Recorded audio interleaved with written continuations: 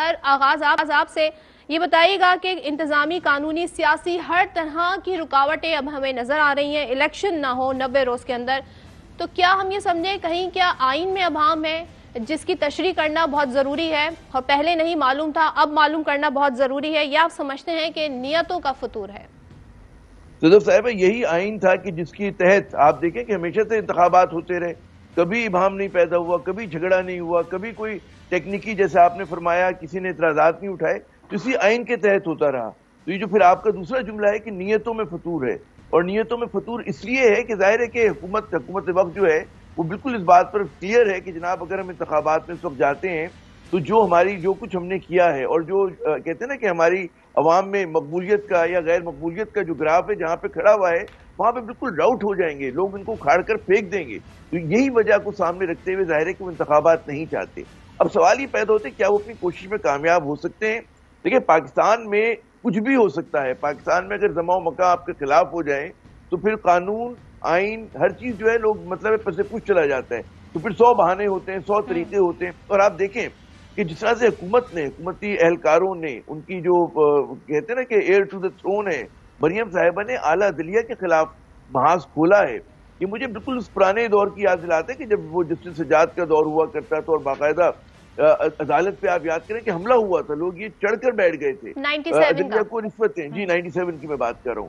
پھر اسی طرح آپ دیکھیں کہ بالکل کہتے ہیں نا کہ وہ جو رفیق تارڑ صاحب تھے وہ بریف کیس بھر کے لے کے جاتے تھے لوگوں کو رشوت دینے کے لیے، اور غیر قانونی طور پہ کبھی وہ کہتے ہیں نا کوئٹہ کی عدالت وہ جو بینچ تھی سپریم کورٹ کی اس کو استعمال کرتے تھے، کبھی پشاور کو کرتے تھے۔ تو یہ تمام حربیں ہیں، کئی کوششیں ہوں گی، جو لیگل فرٹرنیٹی ہے اس کو تقسیم کرنے کی کوششیں جاری ہیں، ہمارے سامنے آ گئی ہیں، عدلیہ کو کمزور اور اس کو تقسیم کرنے کی باقاعدہ کوششیں جاری ہیں۔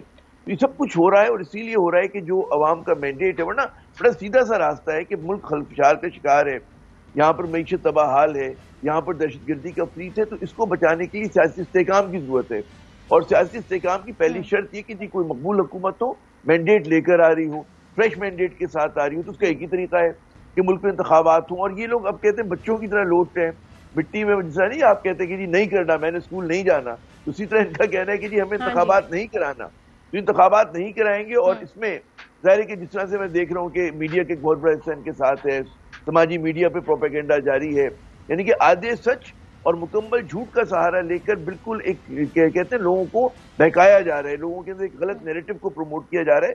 میں سمجھتا ہوں بڑا خطرناک مرحلہ ہے پاکستان کے لیے، اور یہاں پر اداروں پہ بہت بڑی ذمہ داری ہے کہ وہ کیا فعال کردار ادا کرتے ہیں، کیونکہ یہ جو سیاستدان ہیں اور جو حکومت وقت ہے اس کو تو بالکل نہ ریاست کا خیال ہے، نہ ملک کا، نہ عوام کا، تو اداروں کا کام ہے بشمول عدلیہ کے، پاکستان آرمی کے، جو اپنا ایک مثبت کردار ادا کریں اور سچویشن کو ڈیفیوز کریں۔ جی عامر ضیاء صاحب کی گفتگو آپ نے ملاحظہ کی، خاور گھمن صاحب سر آپ کی طرف بڑھتی ہوں، ظاہر ہے یہ جب بات وزیر اعظم کہتے ہیں کہ جی فلاں ججز کے سامنے ہمارے کیسز نہ لگائے جائیں، تو یہاں پر جو بالخصوص اس کیس کی بات کریں جو التوا کے اوپر اس کو نوٹس لیا ہے، تاخیر پر جو لیا ہے، یہ تو کسی کی ذات سے منسلک نہیں ہے، تو سیدھا آئین پر عمل درآمد کرنے والا معاملہ ہے، تو یہ کیوں لگا مریم نواز ہو یا حکومتی اتحاد کے یہ ان کے خلاف ہو سکتا ہے؟ خاور گھمن صاحب کل خواجہ آصف نے بڑی گفتگو کی ہے، خاور صاحب کیا سارا قضیہ یہی ہے کہ کسی بھی طریقے سے نواز شریف کو ان کیا جائے، انہیں کیا دعوت دے کر بلایا جائے، کیا کیا جائے، یہ آپ سمجھتے ہیں کہ بینچ میں تقسیم کو ہوا دینے کے لیے یہ ایجنڈا پھیلایا جا رہا ہے تاکہ معاملات طول پکڑیں؟ دیکھیں آپ کے سوال کے 3 زاویے ہیں۔ پہلا زاویہ یہ ہے کہ جو آپ نے بات کی کہ کیا اس وقت آئین پاکستان کے اندر ایک عضو معطل بن چکا ہوا ہے؟ بالکل بن چکا ہوا ہے، اور گزشتہ روز جب سپریم کورٹ کے اندر ہیئرنگ ہو رہی تھی تو چیف جسٹس صاحب نے جو ریمارکس دیے تھے کہ اس وقت آئین پاکستان عدالت عظمیٰ کے دروازے کے اوپر دستک دے رہا ہے، اور بڑا صاف اس کے معنی ہیں کہ آئین پاکستان کے اندر لکھا ہوا ہے، ایک آرٹیکل 105 ہو، 224 ہو، کہ جی الیکشن کسی بھی تحلیل شدہ اسمبلی میں جو ہے 90 دن کے اندر ہونے ہیں، لیکن ہم 75 سال کے بعد، ویسے اس سال اپریل کے اندر ہم جو ہے پاکستان کے اندر جو 73 کا آئین ہے اس کی 50 سالہ جو ہے سالگرہ منائیں گے، لیکن آئین کا جو ہم نے حشر کر دیا ہے، اب تو آئین کے اوپر بات کرنا بھی میرے خیال میں کوئی مناسب بات نہیں رہی ہمارے لیے، کیونکہ آئین کے ساتھ جو ہمارے سیاستدان حشر کر رہے ہیں بس قانون کو ہاتھ لگانا باقی رہے گا، کچھ کسر کوئی نہیں چھوڑی۔ دوسرا سوال آپ کا کہ یہ جو موجودہ بینچ ہے اس کے اوپر یہ جو اعتراض اٹھایا گیا ہے بڑی اچھی بات ہے. دیکھیں آج جو ہے حکومتی اتحاد کی 3 بڑی پولیٹیکل پارٹیز نے 2 سرونگ ججز صاحب کے اوپر اعتراض اٹھایا ہے. کل کو پاکستان تحریک انصاف 2-3 ججز کے اوپر اپنا اعتراض اگر فرض کرے اٹھا دیتی ہے. اس کے بعد پرسوں کوئی اور پولیٹیکل پارٹی 3-4 اور ججز کے اوپر اپنا اعتراض اٹھا دیتی ہے. تو اگر یہ پریسیڈنٹ سیٹ ہو جاتی ہے کہ کسی پولیٹیکل پارٹی کے اعتراض کی بنیاد کے اوپر جو سپریم کورٹ کے چیف جسٹس ہیں جن کا کردار ہوتا ہے ایک ماسٹر آف رول، جن کے پاس یہ آئینی حق ہے کہ انہوں نے بینچز کی تشکیل دینی ہے اور جو بھی ان کی مرضی ہے، جو ججز صاحبان موجود ہیں سپریم کورٹ کے اندر جو ہے ان کا ایک بینچ بنا سکتے ہیں. تو وہ پھر اگر یہ پریسیڈنٹ سیٹ کر دیں گے تو پھر ہر پولیٹیکل پارٹی چاہے گی کہ میری مرضی کا جج ہو، جس کے اوپر بھی آپ کو تھوڑا سا بھی شک گزرے گا یا تھوڑا سا لگے گا کہ یار یہ ہو سکتا ہے میری پٹیشن کے اوپر یہ فیصلہ ہمارے خلاف دے دیں، تو وہ اس کے اوپر اعتراض کر دیں گے. تو میں نہیں سمجھتا کہ یہ اعتراض قابل قبول ہوگا. اگر یہ پریسیڈنٹ سیٹ ہو جاتی ہے تو میری ادنا سی رائے کے اندر یہ کوئی اچھی مثال طے نہیں ہوگی. پھر آنے والے دن کے جیسے میں نے عرض کیا اور معاملات پھر بگڑیں گے. پھر سپریم کورٹ کے اندر پھر کس جج کے اوپر اعتبار کریں گے آپ؟ اچھا، اس کے بعد ہے تیسرا جو سوال ہے آپ کے، اس سوال کا جو تیسرا زاویہ ہے وہ ہے محترم نواز شریف صاحب کی ملک کے اندر واپسی. جناب اعلیٰ انہی عدالتوں سے آپ کو یہ سارا کچھ جو آپ نے کیسز لڑنے ہیں، مریم صاحبہ کا کیس یہیں پہ لڑا گیا تو ان کو ملک کے اندر واپس آنا چاہیے. بات کرتے ہیں کہ جی پاناما سے آنورڈ شروع کر لیں. 2012 کے اندر صدف جو ہے اسرار کیس جو مشہور زمانہ تھا اس کی ججمنٹ آئی تھی. اس کی ججمنٹ ضرور پڑھیے گا، وہ 1990 کے انتخابات کے حوالے سے ہے. وہ بھی سو موٹو جو نوٹس کے تحت اس کے اوپر ساری کی ساری ہیرنگ ہوئی تھی اور اس کے اندر لکھا ہوا ہے کہ کس طرح اس وقت جو ہے پیسے بانٹے گئے. محترم نواز شریف صاحب کا نام ہے، ان کے پارٹی کے باقی بھی جو نمائیں اس وقت ان کے بھی نام ہیں. اس جو ججمنٹ کے اندر یہ ایک ڈائریکشن تھی اس وقت کی حکومت کو، پاکستان پیپلز پارٹی کی حکومت تھی 2012 کے اندر، کہ جناب اعلیٰ جو ایف آئی اے ہے وہ اس کے اوپر انویسٹیگیشن کرے اور یہ اس بات کا تعین کرے کہ کس نے کس کو پیسے دیے. آل دیٹ وہ ابھی تک پینڈنگ ہے. تو تھوڑا سا میرے خیال میں ایک لارجر بینچ ضرور بنے. اس کا جو ہے نا اس کا جو کام ہے وہ 2012 سے آنورڈ نکال لیں تاکہ پتہ چل سکے کہ پاکستان کی سیاست کے اندر کیا ہوا ہے. اگر آپ نے اسی طرح لڑتے رہنے ہمارے سیاستدانوں نے، ماشاءاللہ سب کے اسکیلیٹن موجود ہیں. اگر ماضی کی بات کریں گے تو اور ماضی میں جائیں گے اور ماضی میں جائیں گے تو بہت کچھ سامنے آ سکتا ہے.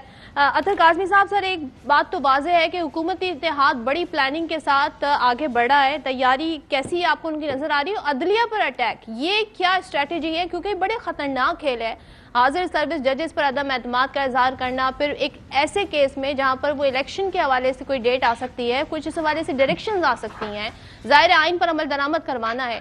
آپ کو اس میں کیا حکمت عملی ان کی نظر آتی ہے؟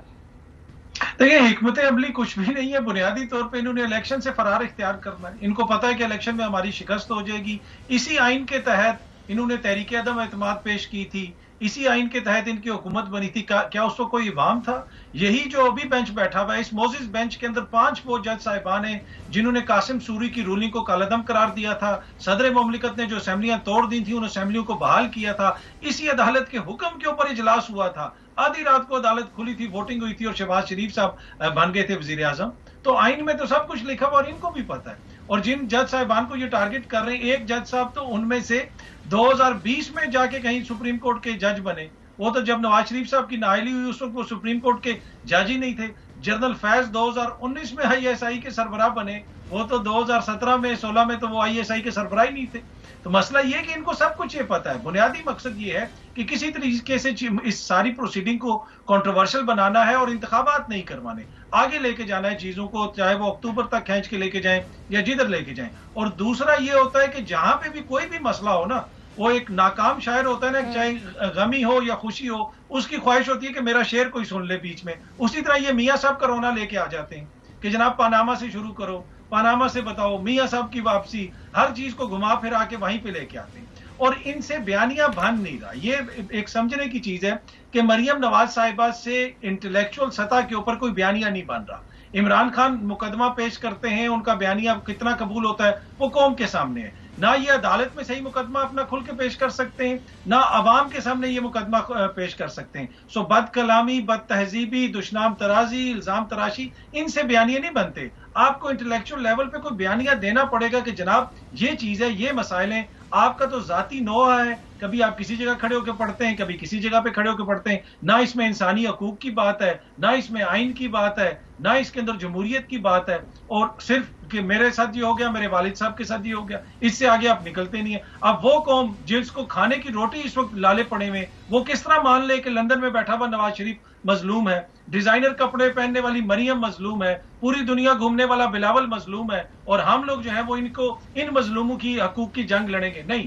عوام کے حقوق کی جو جنگ لڑے گا، جو عوام کو یہ کنونس کرے گا کہ یہ آپ کے حقوق کی جنگ ہے، پھر بیانیے بنتے ہیں. تو یہ ایشو ہے. اور جس طرح میں نے شروع میں عرض کی تھی کہ بنیادی مقصد یہ ہے کہ انتخابات میں نہیں جانا. کیوں نہیں جانا؟ وہ سب کو پتا کہ ان کو نظر آ رہا ہے کہ ہمیں شکست ہو.